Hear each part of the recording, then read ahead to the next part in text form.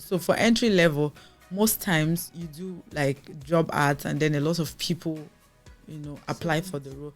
But for senior roles, say a CEO of a company or an MD or C-suite level, they won't come to your LinkedIn and yes, you look for them, you go to them, you take them out. Some of them, you have meetings for months before this person even agrees to have this conversation of moving. So all the dinners, all the meetings out, right, those are still costs, because if you're taking somebody to a restaurant, you have to pay transportation to the place and all that stuff. So everything comes into the cost of hiring.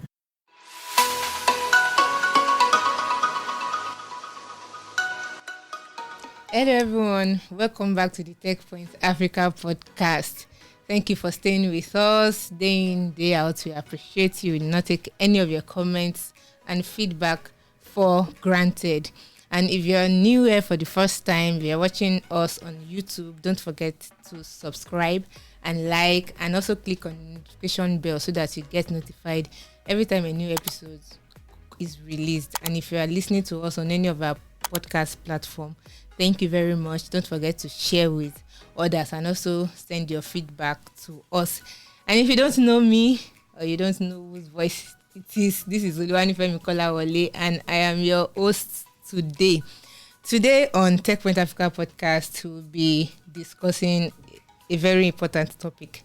Right? If you remember, we've had 2 different episodes talking about the fact that talent are leaving, whether tech talent or talent in the corporate world.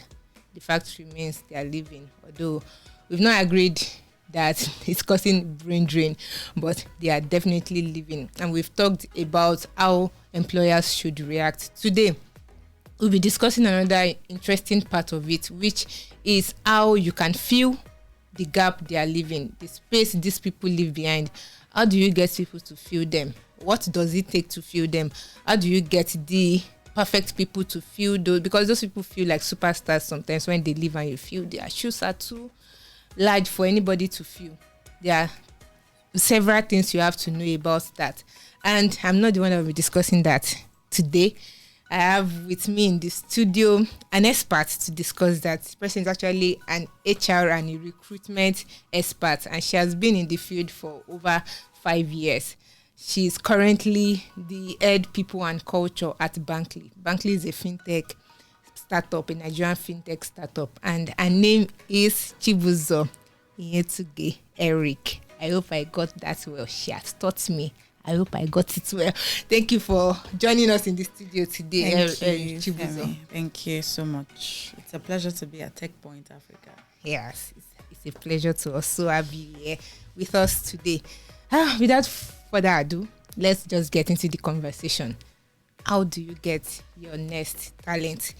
Yes, so there's this conversation that we often see people have, which is there's like a shortage of tech talent, right? And who will be in the best position to say that if not a person that recruits tech talent? So is there really a shortage of tech talent?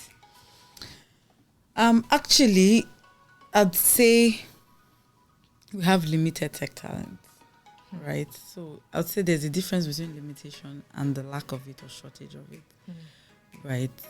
So if we say shortage, that means we don't even have them as much as is required. But limited, we have them, but they're probably somewhere else. Yes, so that's what I would say. It's limited, but it's an open space for a lot of people to join. So I'd say people are not paying the price to fill up the spaces, right? When you mean people, do you mean the employers? Employees, rather. Okay, so the talent. Yes, the talent themselves. The opportunity is there, but people are not climbing the ladder, right? So I would say where the shortage is, if I might borrow your word, is at the top. Yes, because at the entry level, you find a lot of people. But then when it gets to the stage of specialization, when it gets to the top level, that's where you find very limited number of talent. Yes, because a lot of people are not paying the price to climb up the ladder. That's what I'd say. I think this brings to fore again the conversation I had the last time that, of course, we often see people talk about the anecdote or panacea. The English is hard. I think cure to losing talent is having a pipeline of talent, but then you often find more people pumping in than more people coming out, at least at the top of that ladder. And that speaks to the fact that when the talents that are leaving are more specialized than the one remaining. Now, to fill that position is the hard part. Yes. Oh, interesting. But it's not impossible to fill. It's not impossibility is not the word. It just takes time. Yes. Time. And the speed we want to fill the roles is where we have a challenge, because someone leaving today means that is a space that has to be filled. It's the speed, it's the time. So even if someone is transitioning from where he is to where I want the person to be, it's going to take time. And that's something that we don't have. Right? So it's a function of time. So the person that says talent limitation, the one who use shortage now, is like the biggest headache of tech recruiters. Yeah. Is right. More or less, yes. Yeah, it's right. So I understand the fact that being a recruiter, it means you have to do a lot of wooing.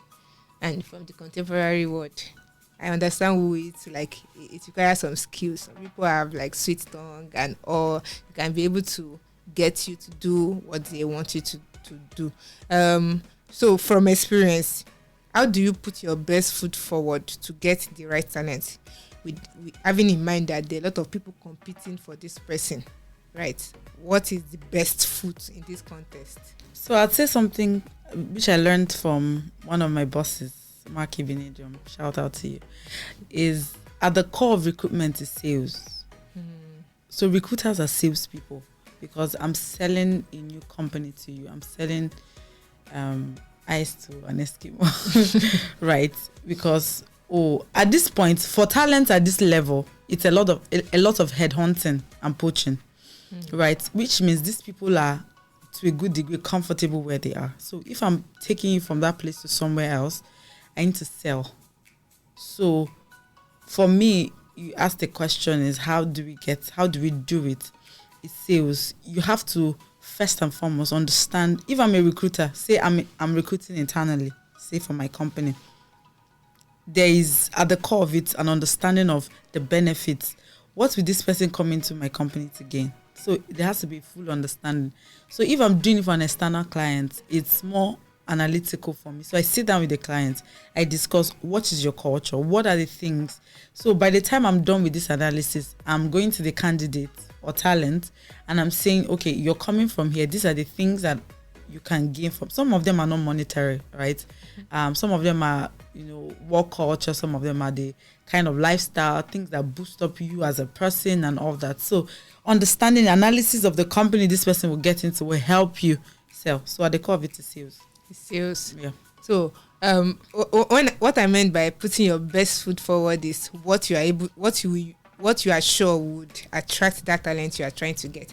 Sometimes some people say it's money, but from what you mentioned, it's like it differs with that particular person. Exactly. But on a uniform ground, like maybe a general knowledge, what is actually the best foot you can put forward when you want to? Okay, so right now, money is still topping it, honestly. Money is still topping it because you see a trend of people trying to increase their pay by just moving jobs. Because I know if I'm on a 10K, if I move job, you're not going to pay me 10,000 naira. You're going to pay me something higher than that. So one is still at the top of it. And second is work-life balance. COVID made it so, opened a lot of people's eyes to see that, okay, I mustn't go into the office every day, right? So for people is that balance that I can work from my home, I can work from anywhere that I want to. So that flexibility in the working structure is another best foot forward, right? So these two things are some of the things that I can say. A lot of people say benefits like health benefits. You pay if you do an analysis in a lot of companies. A lot of people don't use their HMOs. They don't use it, right? And people, when they are signing contract, they'll be asking, what are my health benefits? What are these? You give them gym registration, they'll still not go, right? So at the core of it, I'd say, again, is the money. Is also the work-life balance, flexibility of the working structure. Hi, I'm Abisola Adenoga, the head of business at TechPoint Africa. Did you know that you could present yourself as a reputable brand leader? Did you know that your business can get the limelight it deserves? Now you do. Using TechPoint Africa's marketing tools, we can put you in the faces of a large audience for brand awareness and thought leadership. To do this, reach out to us by sending an email to business@techpoint.africa or click on the link in the description below. There's this conversation around getting your employees better to an extent that they leave you, right? Because if they don't feel they are fit enough for, say, a US company, they won't go. But you, because you are a good employer, you decided to upskill them and get them better. And it also speaks to the fact that for the pipeline to be moving, you have to keep upskilling the people that are down there to get them to the top. Then the person said, okay, they said, train your talent. You say, if I train them, they will leave. Then he said, if you don't train them and they stay, you have incompetent hands, right? So where does an employer find the balance here? Like, to make sure that talent stays and make sure the talent is working up to their optimal level. Okay, so I think something that a couple of employers are beginning to understand, that the human mind or the human beings are just dynamic. You can't keep anybody, right? Even if I'm very loyal to the company, I want to be here. Sometimes circumstances beyond your control can push people out. So the solution is just a succession plan, right? Have at the back of your mind that people will leave. No this and no peace. Right. No this and no peace, to be honest. People will come and they will leave, the best of them. So whilst they are doing it, is train them to be efficient, right? You can't, if you don't train them, like the statements you made, you have inefficient staff and your work will not go on. Like, you won't make the best out of your business. True. So it's a necessary evil. Train them, but always have a succession plan. Nobody should become a one-man race, because that's what happens in a lot of companies, that when someone leaves, to fill the position becomes very difficult. I think I had a post on my LinkedIn one time when I said, you should look out for the assistants, the second in command, because those are the ones that when these guys leave, they will fill in. So if you don't take care of them and they leave and the guys also leave, the main people, it's a lot of gap.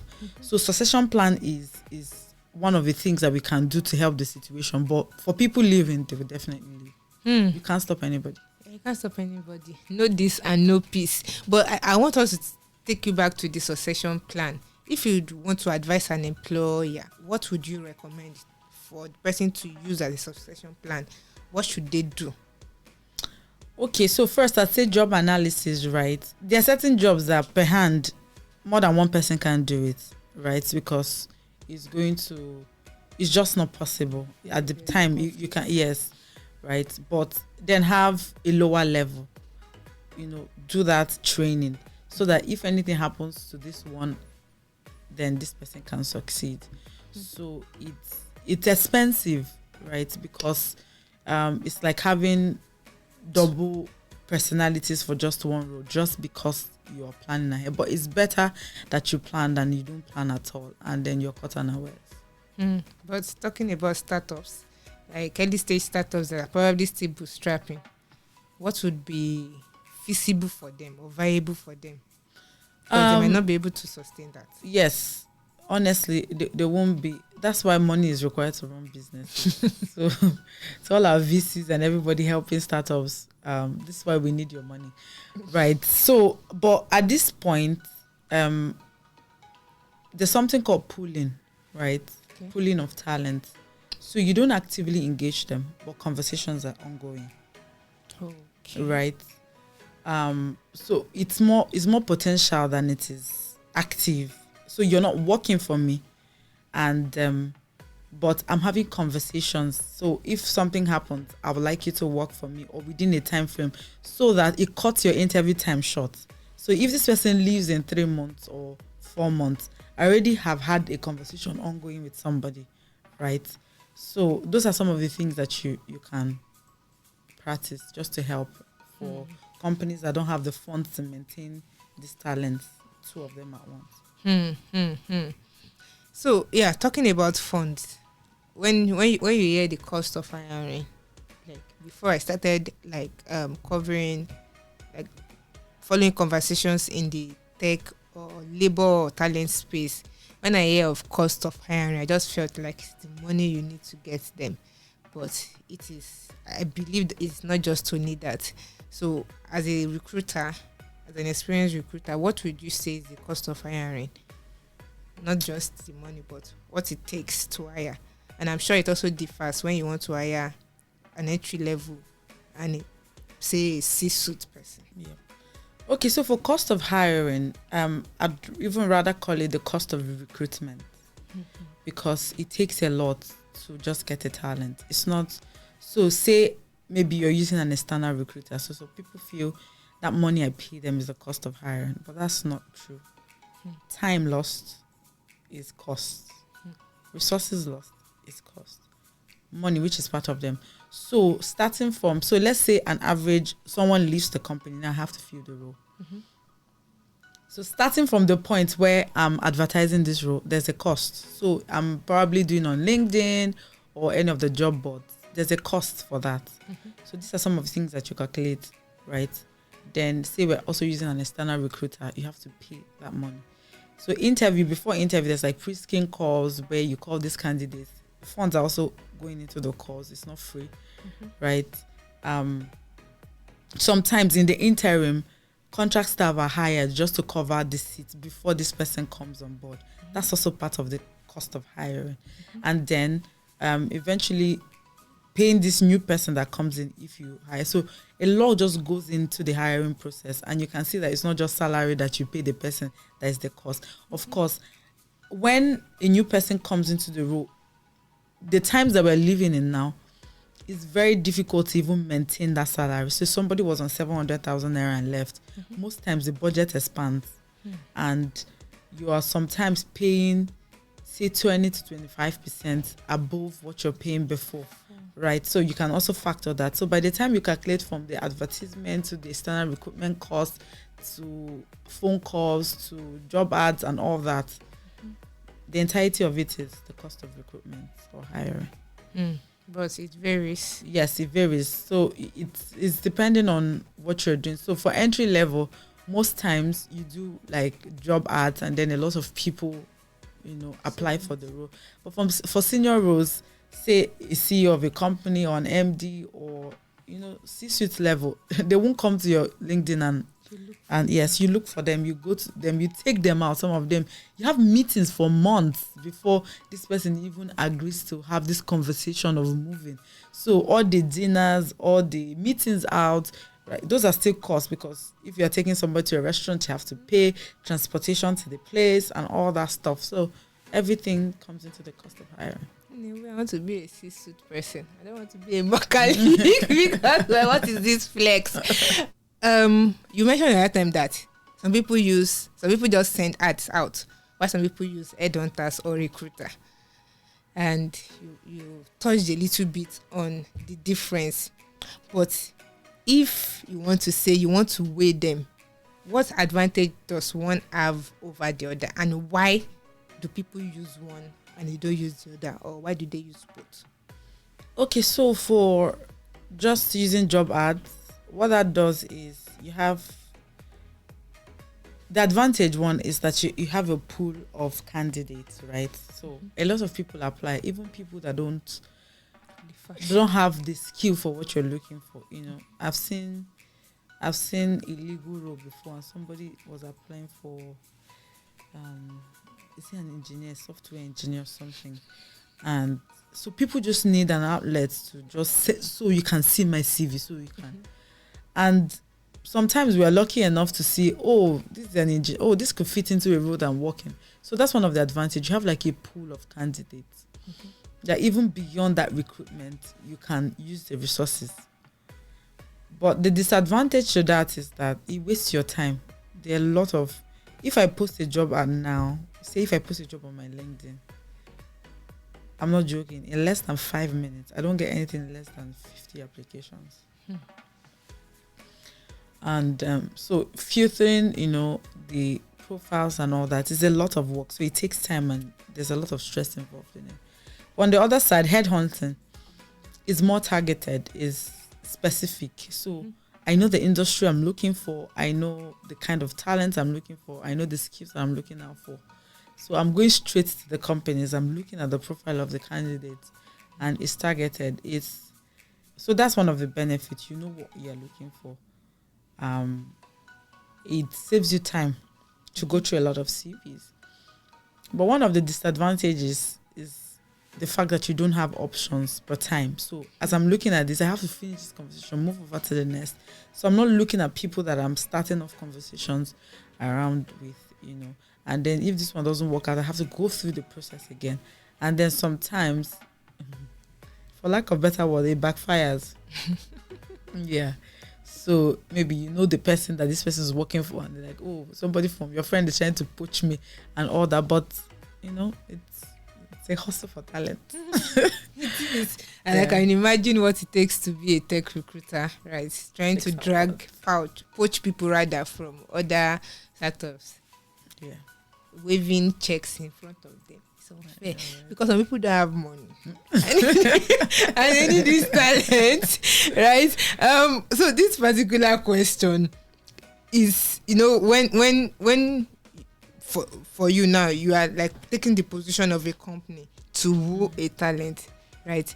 What advice do you give companies when they are looking for talent? Because for talent that actually know how to do their own surveys, they search about those companies. They reach out to ex-employees. They reach out to current employees to ask what is going on there. What advice do you give, or would you give to companies looking for talent?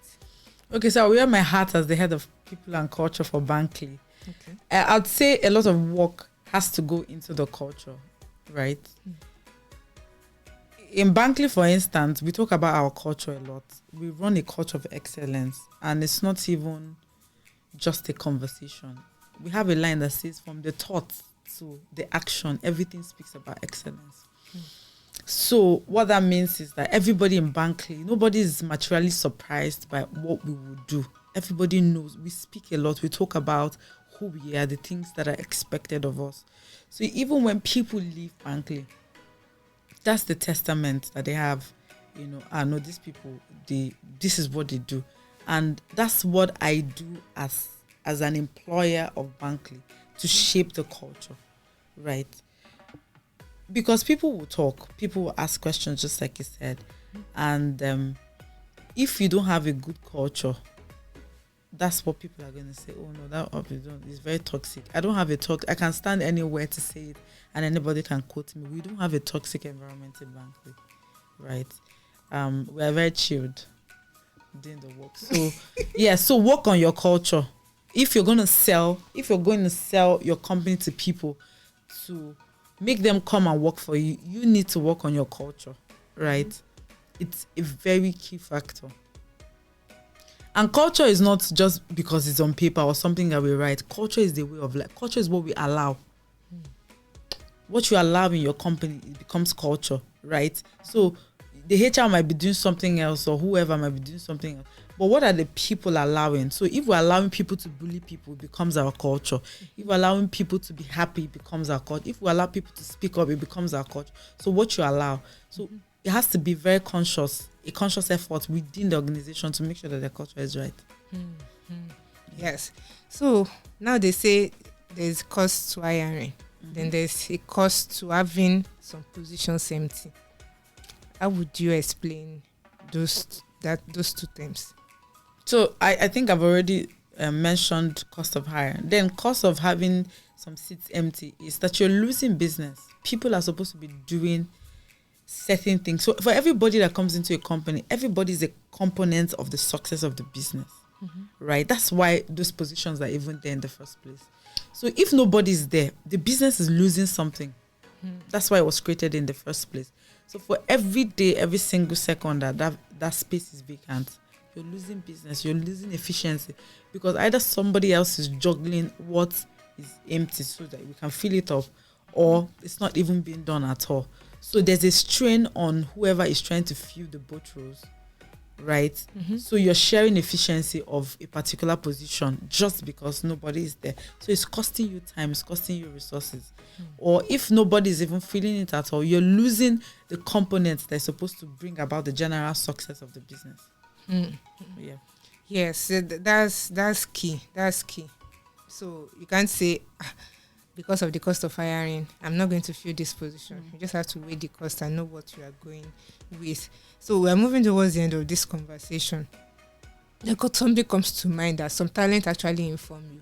Well, based on what is on your contract, they give you notice period. Some 1 month, some 2 weeks before you leave. Do you feel these contracts actually address what it takes to hand over? Because when you are looking for somebody to fill the particular position that is high up there, would 1 month be enough for them to hand over? So depending on the contract, a lot of C-suite roles and certain roles have like 2 months. There are 2 months notice periods, there are 3 months notice periods, right? Because just the time, for example, a C-suite needs about 2 months, 3 months to hand over completely. So giving me a 1 month won't cut it. Yes. And then some people also have arrangements because the terms around notice period is, if you don't give me the time, you pay me in lieu. So some companies might pay you the salary 3 months of the staff they're taking over. So sometimes it's not even about the money. It's about the amount of work that needs to. So most times there's an arrangement between the staff that is living with the company that says, okay, even though you've moved, we'd like you to be, involved at a certain level of time so that you can help whoever is coming into transition, right? So it's a conversation that happens most times. Yes, so even though some people will just up and leave without telling you anything, they collect that most salary and that's when they leave, right? So it's a lot in recruitment, but you just have to prepare yourself. People will leave, like I would always say. So I think you should just leave us with this particular question. Just tell employees, how do they get the right candidate? Employers, how to get the right candidate. So advice to employers in trying to find the right talent, so I would say the suitable talent, because right is relative. But I would always say something. It's a mix of culture fit and skill. For me, if you're not a culture fit, I will not hire you. I don't care how skilled you are. Because, so I'll give an instance. I had a staff one time that got into a space where there was so much music. Like that's the way the office vibes. There's music, like people are still on the phones making calls. And then this guy comes, he's coming from a place where everywhere is always quiet, unsuited, and all that, sitting in front of his desk. But this is an environment where people are fun, people are lively, and the guy struggled for months. So the thing is, so you might have that guy skilled, very skilled, but would you change the entire company because of that one person? He will not function at his best, because that's not, so this is just like a minimal example. That's not the case in every place. But culture fit, it's very key. So you see people that are very skilled, but they are toxic. They don't talk to people. They insult people. They talk down on people. I don't care how skilled that you are. You will not be in my space. You will not be, right? So in trying to find a suitable talent, also check out, I do a personality test when I hire people, right? Because you're going to be working with somebody else. You're going to be working in a space. So when I have your personality assessment, I know how we can handle you in the office. I have someone, I had a staff too. You don't touch her. You know how people come and shake you? You don't, once you do it, you piss her off, right? But that personality assessment helped us understand who she was and the kind of things that she liked to do. So it's a combination of culture fit and skill.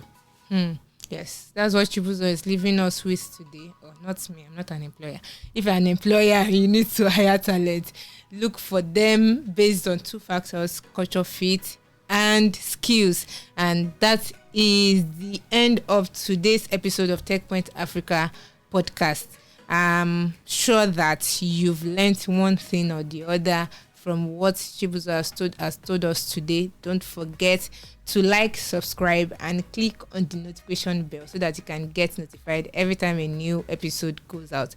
Thank you very much, Chibuzo, for joining us in the studio today. We hope to see more of you. And bye, everyone.